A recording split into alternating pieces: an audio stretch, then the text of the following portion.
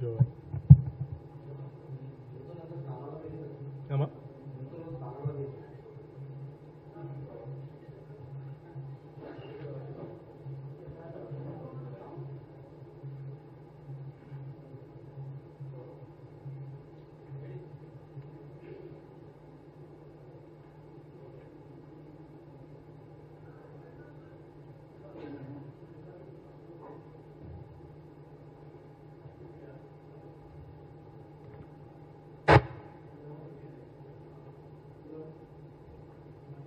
మాట్లాడచ్చు. Start. Media మిత్రులందరికీ కూడా ముందుగా నా హృదయపూర్వకమైనటువంటి నమస్కారాలు. ఈనాటి పత్రికా సమావేశం ద్వారా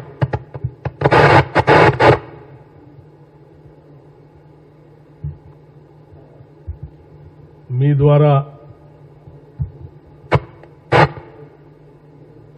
రాష్ట్ర ప్రజలకి, ముఖ్యంగా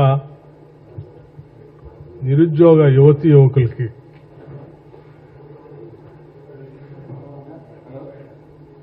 ఈ ప్రభుత్వం తరఫు నుంచి మరియు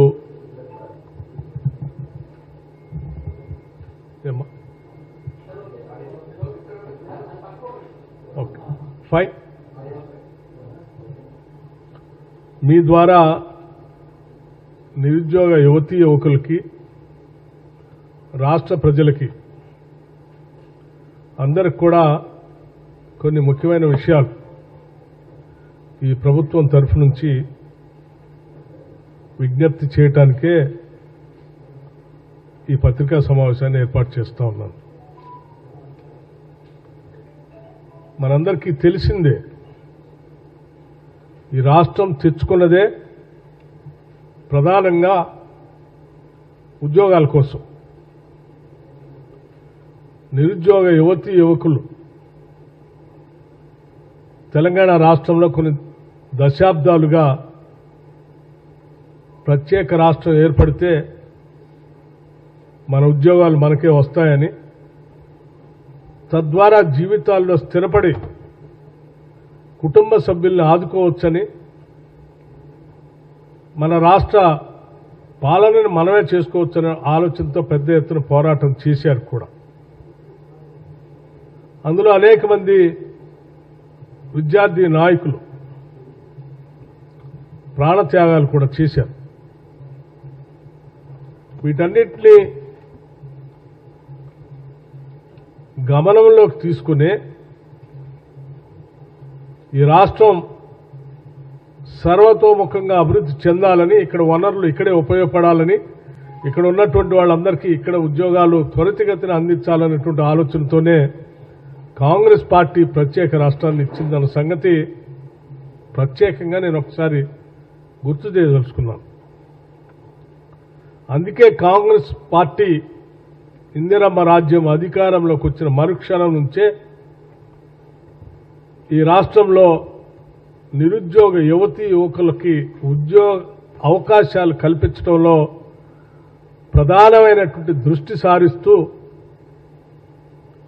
రాగానే మొదటి 3 నెలల్లోనే 30,000 మందికి నిరుద్యోగ యువతీ యువకులకి అపాయింట్మెంట్ ఆర్డర్స్ ఇచ్చి ఉద్యోగాల్లో చేర్పించిన సంగతి కూడా మీ అందరికీ తెలిసింది. ప్రధానంగా గ్రామీణ ప్రాంతాల్లో ఉన్నటువంటి పాఠశాలలో కానీ, అర్బన్ సెంటర్స్లో ఉన్నటువంటి వాళ్ళు కానీ, చదువుకుంటున్నటువంటి విద్యార్థులకు సరైనటువంటి ఉద్యోగస్తుల సంఖ్య లేకపోవటం వల్ల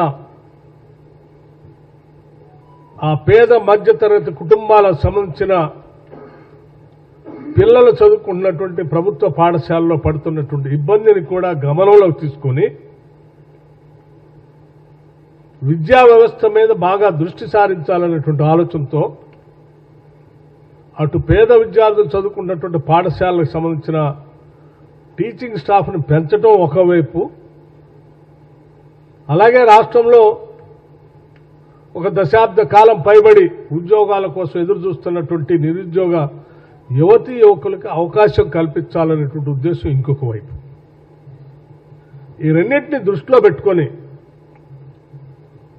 వెంటనే ఇప్పటికే ఆలస్యమైంది. 10 ఏళ్లు పాలనలో ఉన్నటువంటి టీఆర్ఎస్ ప్రభుత్వం డిఎస్సిని నిర్వహించలేదు, గ్రూప్ 1 పరీక్షలు నిర్వహించలేదు,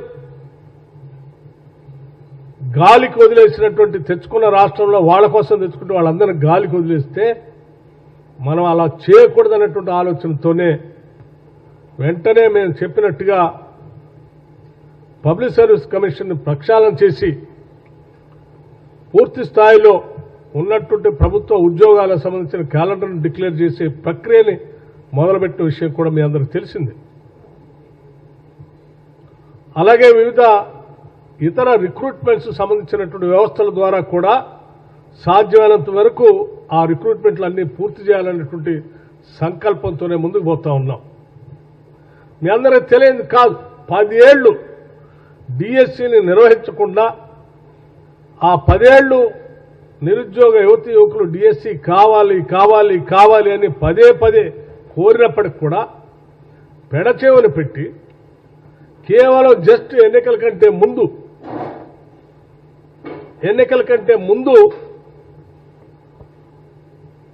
6/9/2023 నాడు ఉపాధ్యాయుల కోసం ఒక ప్రకటన చేయటం జరిగింది. అర్హులైనటువంటి అభ్యర్థుల నుంచి 29/2023, 28/10/2023 వరకు 1,77,527 అభ్యర్థుల దరఖాస్తులు ప్రకటనిస్తే చేసుకోవటం జరిగింది. కానీ ఎన్నికలు సమీపించాయి. అది ముందే తెలిసినటువంటి మాటే. సాధారణ ఎన్నికలు ఎప్పుడొస్తాయో కూడా తెలిసినటువంటి విషయాన్ని దృష్టిలో అందరికీ తెలుసు. అయినప్పటికీ కూడా 10 ఏళ్లు నియమించకుండా ఆ టైంలో ప్రకటన చేసి కావాలని తాత్సారం చేసి వదిలేస్తే కూడా మనం అలాగే వదిలేయకూడదని చెప్పి మేము అధికారంలోకి వచ్చిన మరుక్షణమే దీని మీద దృష్టి పెట్టాం. నోటిఫికేషన్ కేవలం మీరు 5,000 మందికి ఇచ్చారు, క్యాన్సిల్ చేసి ఎగ్జామ్స్ నిర్వహించలేదు కాబట్టి ఇంకొక 6,000 టీచర్ల పోస్టులు కూడా కలిపి అంటే 11,000 టీచర్ల పోస్టులకి 500 అంటే ఇంకొక 6,000 పైబడి కలిపి 11,000 టీచర్లకు సంబంధించి నోటిఫికేషన్ ఇవ్వటం జరిగింది. ఈ నోటిఫికేషన్ ద్వారా ఇప్పటికే దాదాపు అంటే మీ అందరికి తెలియదు కాదు, ఈ నోటిఫికేషన్ ఇంత త్వరితగతిన మేము ఇంత సీరియస్గా ఎందుకు చేయాలనుకుంటున్నాం అనే విషయం కూడా మీకు తెలియదు. దాదాపు ఈ మధ్య మేము అధికారంలోకి వచ్చిన తర్వాత విద్యా వ్యవస్థపై బాగా దృష్టి సారించి లోపలికి అధ్యయనం చేస్తే దాదాపు 16,000 టీచర్ల దాకా పోస్టులు ఖాళీగా ఉన్నాయని తెలుస్తాం.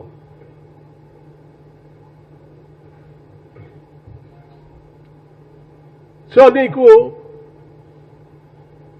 విద్యా వ్యవస్థ ఎంత ఇబ్బందిగా ఉంది, ఇన్ని వేల పోస్టులు ఖాళీగా ఉంటే ఆ పాఠశాలలో చదువుకున్న పేద విద్యార్థుల పరిస్థితి ఒకసారి ఆలోచించి అందుకే త్వరితగతిన ఈ విద్యాశాఖలో ఆలోచన చేసి దీనిపైన ఒక నిర్లిప్తగా ఉన్నటువంటి విద్యా వ్యవస్థని ముందుకు తీసుకెళ్లనే ఆలోచనతోనే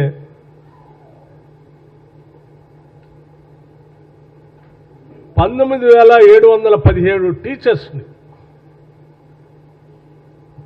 ప్రమోషన్స్ ఇవ్వటం జరిగింది. ఉన్నవాళ్ళు 19,717 మంది టీచర్స్కి ప్రమోషన్ ఇవ్వటం కూడా జరిగింది. ఎటువంటి ఇబ్బంది లేకుండా, డిస్టర్బెన్స్ లేకుండా 34,000 మంది టీచర్స్ని ట్రాన్స్ఫర్ చేయటం కూడా జరిగింది.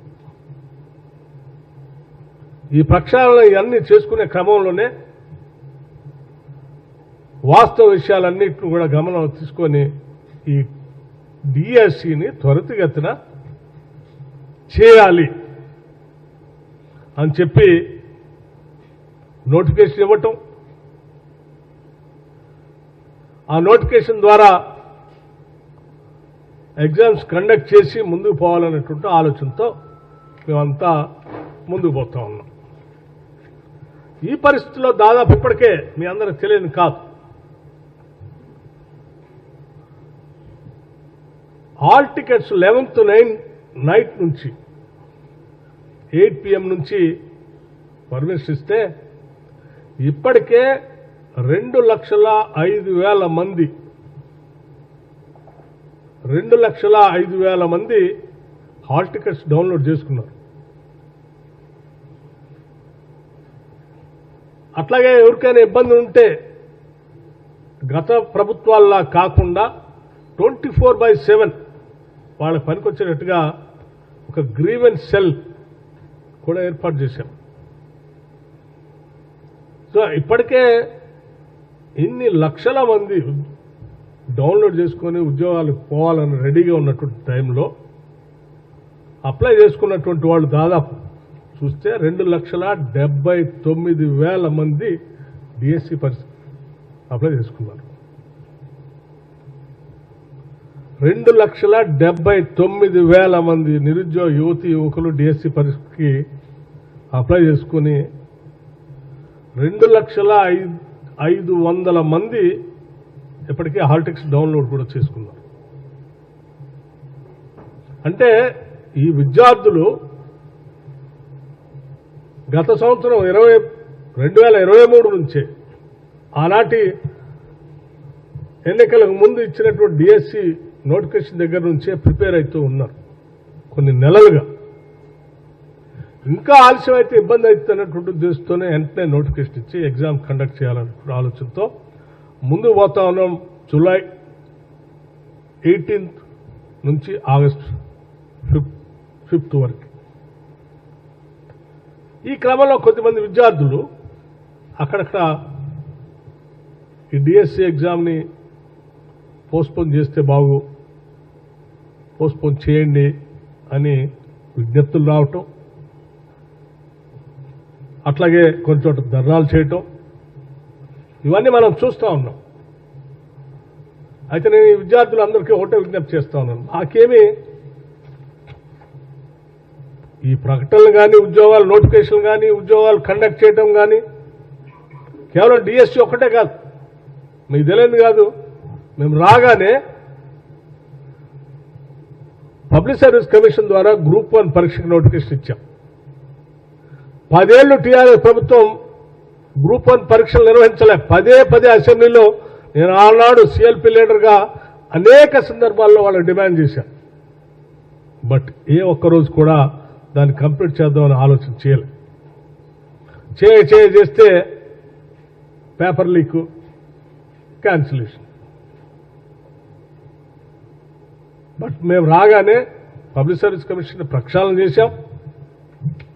మీకు తెలిసిందే 19th February 2024 గ్రూప్ 1కి నోటిఫికేషన్ ఇష్యూ చేశాం. దాదాపు 563 పోస్టులకి గ్రూప్ 1 నోటిఫికేషన్ ఇష్యూ చేశాం. 4,03,645 క్యాండిడేట్లు అప్లై చేసుకున్నారు.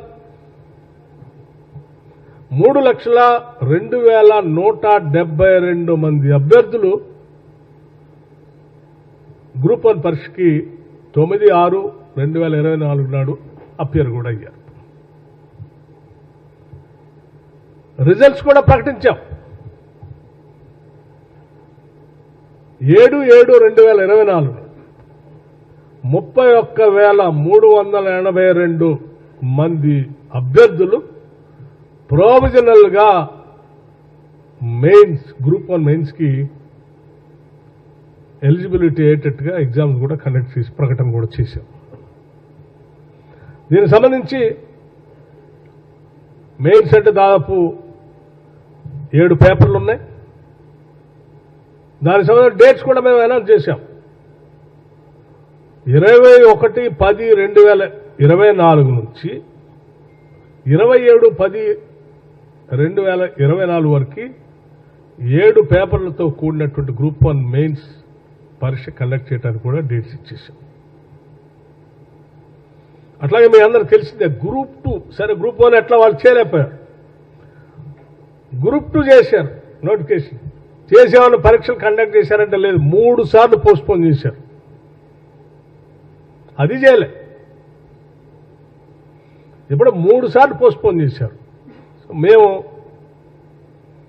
ఇటువంటి తప్పుడు పనులు చేయడానికి వీలు లేదనే ఆలోచనతో విద్యార్థులు ఎదురు చూస్తున్నారని వెంటనే గ్రూప్ 2 నోటిఫికేషన్ కూడా 29/12/2022 700 పోస్ట్కి వాళ్ళు నోటిఫికేషన్ ఇచ్చి 5,51,943 మంది అప్లై చేసుకుంటే 3 సార్లు పోస్ట్పోన్ చేశారు. అటువంటి దాన్ని మేము మళ్ళీ టేకప్ చేసి క్యాన్సిల్ చేసి రీషెడ్యూల్ చేసి 7/8/2024 నుండి 8/8/2024 వరకు ఈ గ్రూప్ 2 ఎగ్జామ్స్ కండక్ట్ చేయడం కోసం నోటిఫికేషన్ కూడా ఇచ్చాం. దీనికి సంబంధించి 2 పేపర్లు ఒకరోజు, 2 పేపర్లు ఇంకొక రోజు కండక్ట్ చేసేటట్టుగా నోటిఫికేషన్ కూడా ఇచ్చేసాం. అట్లాగే మనం అందరం గ్రూప్ 3కి సంబంధించి కూడా వాళ్ళు గతంలో 30/12/2022 నాడు 1,388 పోస్టుల కోసం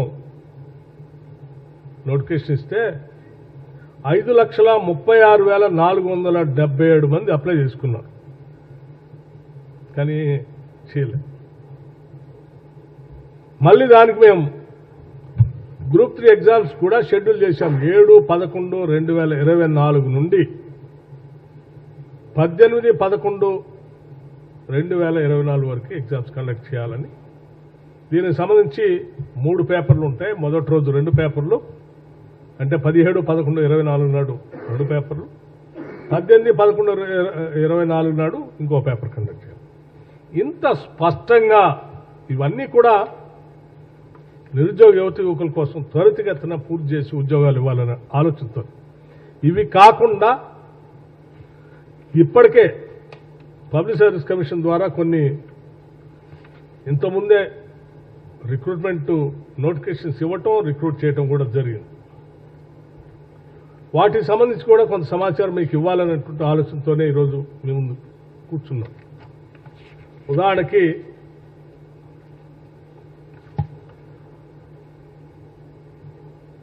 హాస్టల్ వెల్ఫేర్ ఆఫీసెస్ సంబంధించి 581 పోస్టులకి ఆల్రెడీ కండక్ట్ చేశాం.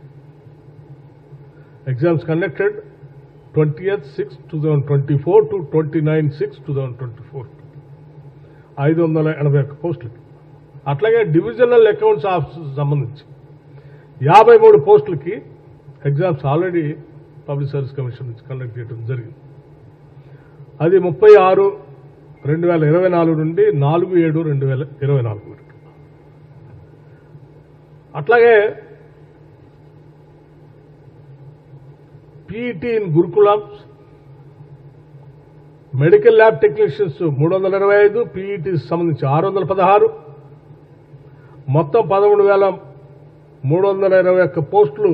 అంటే వరుసగా ఇంకా మిగతా కూడా ఉన్నాయి. గ్రూప్ 4కి సంబంధించి 8,180, అసిస్టెంట్ ఎగ్జిక్యూటివ్ ఇంజనీర్స్ సంబంధించి 1,180, లైబ్రరీకి సంబంధించి ఇంకొక 71, అసిస్టెంట్ మోటార్ వెహికల్స్ సంబంధించి 113, town planning and building overseas సంబంధించి 175, పాలిటెక్నిక్ లెక్చరర్స్ సంబంధించి 247, వెటర్నరీ అసిస్టెంట్ సంబంధించి 185, అసిస్టెంట్ ఇంజనీర్ సంబంధించి 837, జూనియర్ లెక్చర్ సంబంధించి 1,392, పీఈటీసీ గురుకులాలకు సంబంధించి 616, మెడికల్ ల్యాబ్ సంబంధించి 325, మొత్తం కలిపి 13,321 పోస్టులకు సంబంధించి ప్రాసెస్లో పబ్లిక్ సర్వీస్ కమిషన్ చేస్తా ఉంది.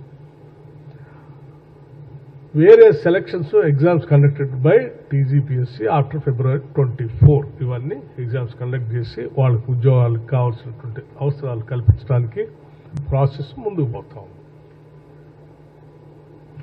ఇంత పకడ్బందీగా ఉద్యోగస్తులకి నిరుద్యోగ యువకులకి త్వరితగతిన ఉద్యోగాలు ఇవ్వాలనేటువంటి సంకల్పం మా అందరు. ఇది ఒక ఉన్నతమైనటువంటి ఆలోచన. ఎందుకంటే 10 ఏళ్ళు వాళ్ళ బాధను చూసాం కాబట్టి.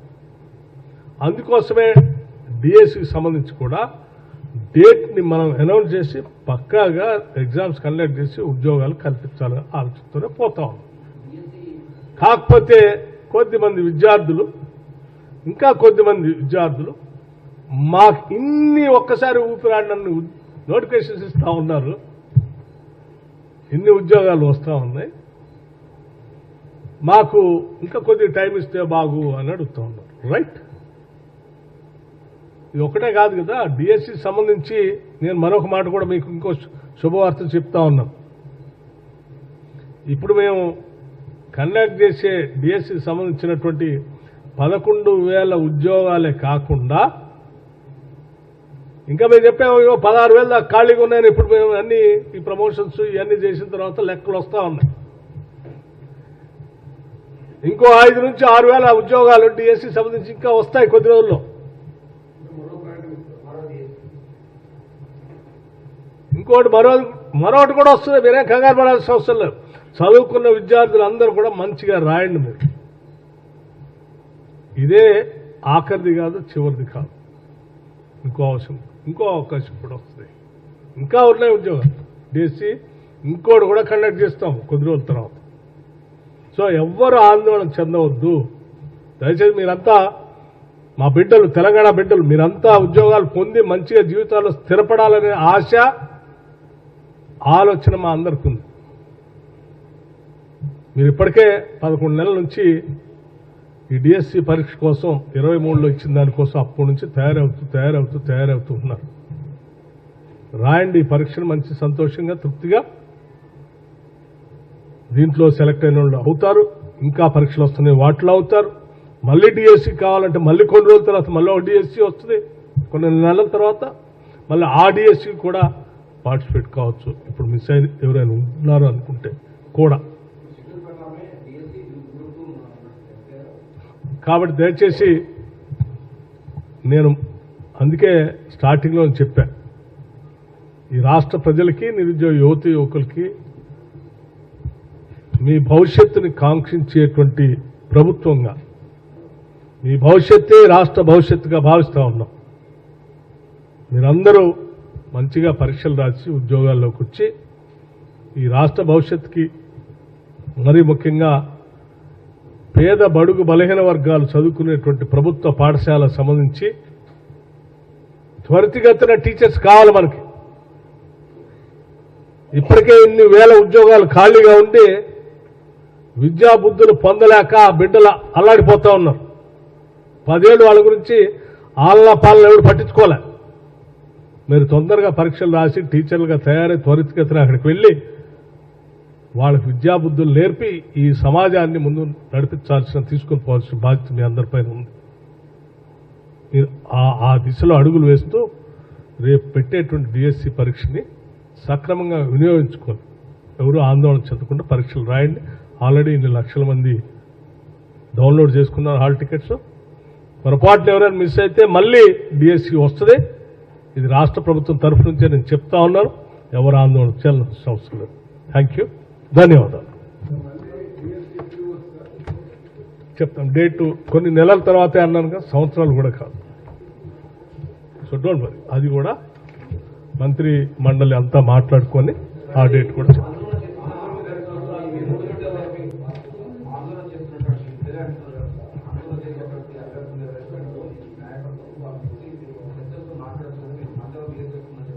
నేను అందుకే ఓపెన్ గా ఇక్కడికి వచ్చి మీ అందరి సమక్షంలో రాష్ట్రంలో ఉన్న ప్రజలకి, డిఎస్సి అభ్యర్థులకి అందరికీ తెలియాలనేటువంటి ఆలోచనతోనే ఇంత వివరంగా ఇంత సమాచారం మీ ద్వారా ఇచ్చింది.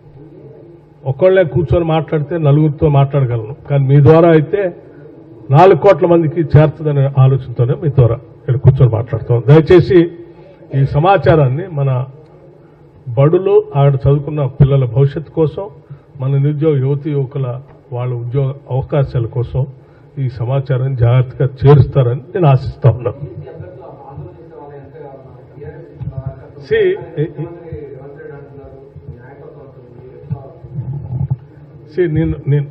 నేను డిఎస్సి కోసం ప్రిపేర్ అయ్యి పరీక్ష రాయాలనుకున్నటువంటి విద్యార్థులు ఎవరికి కూడా ఒకటే విజ్ఞప్తి చేస్తాం, అందరూ తెలంగాణ బిడ్డలే, మీ అందరూ బాగుండాలని కోరుకునేవాళ్ళం.